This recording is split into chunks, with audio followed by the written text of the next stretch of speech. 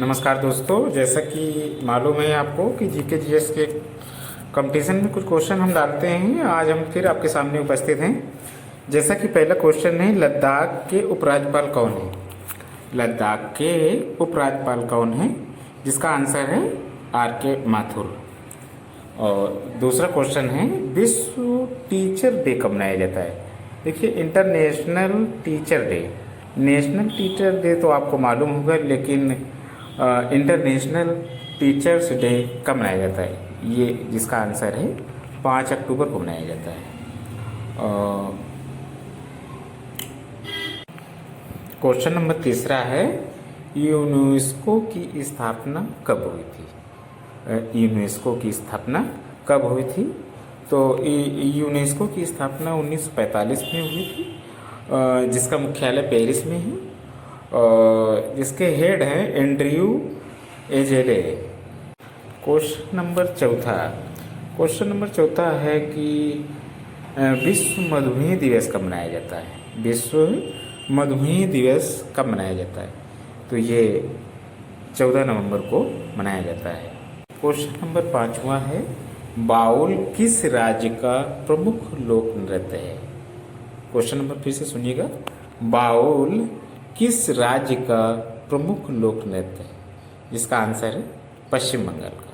Question number 6 है, Finland की राजधानी क्या है? फिनलैंड की राजधानी क्या है? इसका आंसर है हेलसिंकी। हेलसिंकी इसका आंसर है। क्वेश्चन नंबर 7वां है, नाथपा झाकड़ी जल विद्युत परियोजना किस राज्य में स्थित है? क्वेश्चन नंबर, नाथपा झाकड़ी जल विद्युत परियोजना किस राज्य में स्थित है? जिसका आंसर है हिमाचल प्रदेश में स्थित है। क्वेश्चन नंबर 8वां है, अपूर्वी चंदेला किस खेल से संबंधित है? तो अपूर्वी चंदेला निशानेबाजी से संबंधित है। क्वेश्चन नंबर 9वां है, नेल्सन मंडेला को निम्नलिखित में से कौन सा पुरस्कार कभी नहीं दिया गया है?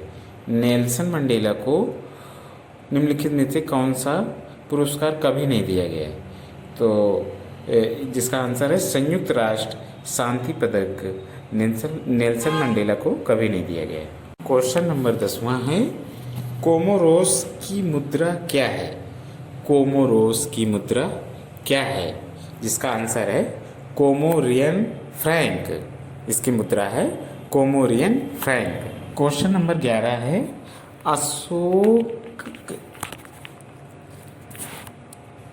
क्वेश्चन नंबर 11 है, कलिंग युद्ध के बाद अशोक ने किस नीति को अपनाया था? कलिंग युद्ध के बाद अशोक ने किस नीति को अपनाया था? जिसका आंसर है धम्म नीति को अपनाया था। क्वेश्चन नंबर 12 है, किस गुप्त राजा ने उज्जैन को अपनी दूसरी राजधानी बनाया था? किस गुप्त राजा ने उज्जैन को अपनी दूसरी राजधानी बनाया था? जिसका आंसर है चंद्रगुप्त द्वितीय ने अपनी दूसरी राजधानी बनाया था। क्वेश्चन नंबर 13 है, समुद्रगुप्त का दरबारी कवि कौन था? समुद्रगुप्त के दरबारी कवि कौन था? जिसका आंसर है हरिसेन। क्वेश्चन नंबर 14, हर्यक शासक अजातशत्रु का उत्तराधिकारी कौन बना था? हर्यक शासक अजातशत्रु का उत्तराधिकारी कौन बना था? जिसका आंसर है उदयन बना था। क्वेश्चन नंबर 15, नंद वंश का संस्थापक कौन था? नंद वंश का संस्थापक कौन था? नंद वंश का संस्थापक महापद्म नंद था। क्वेश्चन नंबर 16, रबर की खोज सबसे पहले किस स्थान पर हुई थी? रबर की खोज सबसे पहले किस स्थान पर हुई थी? अमेजॉन नदी बेसिन पर। क्वेश्चन नंबर 17, दक्षिण अमेरिका का एकमात्र रेगिस्तान कौन है? तो दक्षिण अमेरिका का एकमात्र रेगिस्तान अटाकामा मरुस्थल है। क्वेश्चन नंबर 17 है, समुद्र शक्ति युद्ध अभ्यास किन दो देशों के बीच होता है? भारत और इंडोनेशिया के बीच समुद्र शक्ति युद्ध अभ्यास होता है। क्वेश्चन नंबर 18, भारतीय मूल की वह महिला जो ब्रिटेन की गृह मंत्री बनी है। क्वेश्चन नंबर 18वां है, भारतीय मूल की वह महिला जो ब्रिटेन की गृह मंत्री बनी है, जिसका आंसर है प्रीति पटेल जी वहाँ की गृह मंत्री बनी हैं।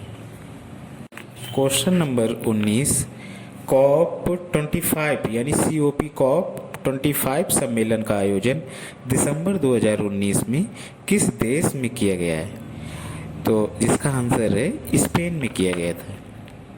क्वेश्चन नंबर 20, माउंट सिनाबुंग ज्वालामुखी किस देश में है? माउंट सिनाबुंग ज्वालामुखी किस देश में है? यह है इंडोनेशिया में। क्वेश्चन नंबर 21 है, दिव्या काकरण किस खेल से संबंधित हैं? तो दिव्या काकरण जी कुश्ती से संबंधित हैं। क्वेश्चन नंबर 22 है, मनु भाकर किस खेल से संबंधित हैं? तो मनु भाकर जी निशानेबाजी से संबंधित हैं। क्वेश्चन नंबर 23, यूएनओ की स्थापना कब हुई थी?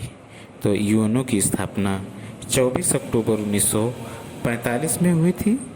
इसके 193 सदस्य देश हैं, जिसका मुख्यालय न्यूयॉर्क में है। क्वेश्चन नंबर 24 है, संविधान का कौन सा अनुच्छेद राष्ट्रपति को अध्यादेश लाने का अधिकार देता है? मतलब क्वेश्चन नंबर 24 है, संविधान का कौन सा अनुच्छेद राष्ट्रपति को अध्यादेश लाने का अधिकार देता है? जिसका आंसर है 123, आर्टिकल नंबर 123। क्वेश्चन नंबर 25, किस समिति ने लोकतांत्रिक विकेंद्रीकरण की योजना की स्थापना की सिफारिश की? किस समिति ने लोकतांत्रिक विकेंद्रीकरण की योजना की स्थापना की सिफारिश की थी? इसका आंसर है बलवंत राय मेहता समिति के द्वारा सिफारिश की गई। क्वेश्चन नंबर 26 है, किसी भी दोषी व्यक्ति की सजा को माफ करने या निलंबित करने की शक्ति किसके पास है? क्वेश्चन नंबर फिर से सुनिएगा, किसी भी दोषी व्यक्ति की सजा को माफ करने या निलंबित करने की शक्ति किसके पास है? जिसका आंसर है राष्ट्रपति जी के पास है। थैंक यू दोस्तों, इसी क्वेश्चन के साथ हम विराम लेते हैं और धन्यवाद करते हैं। थैंक यू दोस्तों।